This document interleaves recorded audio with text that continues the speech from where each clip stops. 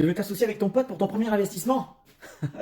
T'es sûr de toi là? T'as pas assez de problèmes? Tu sais que l'immobilier, c'est quand même comme l'entrepreneuriat, c'est savoir régler des problèmes. Alors ne t'associe pas hein, juste pour te donner du courage ou parce que c'est un bon pote. Associe-toi si vraiment ça te permet de faire un projet que tu ne pourrais pas faire seul.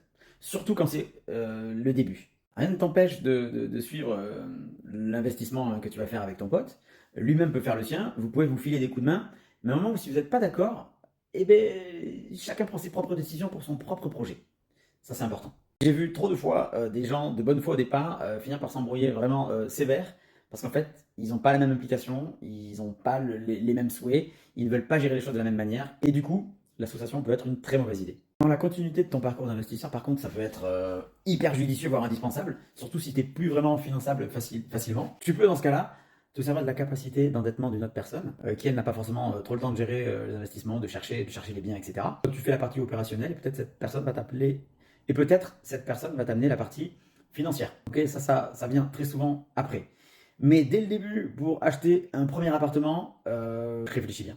Encore une fois, hein, ça dépend vraiment du projet. Si tu me dis je vais acheter un petit studio à côté de Bordeaux, etc., est-ce que tu as vraiment besoin d'être à deux pour faire ça? Vraisemblablement, non. Encore une fois, si c'est un projet simple que tu veux faire au début et que tu as 150 000 euros, ton ami il a 150 000 euros, ouais, certes, tu peux faire un truc à 300 000 euros.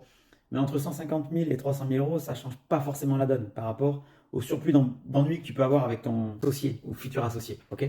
Donc ici, pas de réponse absolue, encore une fois, hein, si tu me dis, ouais, mais le truc à 300 000 euros, il en vaut 450, et lui, il a accès à cette affaire de dingue, et s'il n'est pas là, je peux pas le faire, et en plus, j'ai pas le budget. Oui, dans ce cas-là, pourquoi pas? Donc encore une fois, juste si c'est vraiment judicieux, et que tu ne peux pas faire sans cette association, ou que cette association porte un réel, mais vraiment un réel plus dans ton projet, tout simplement.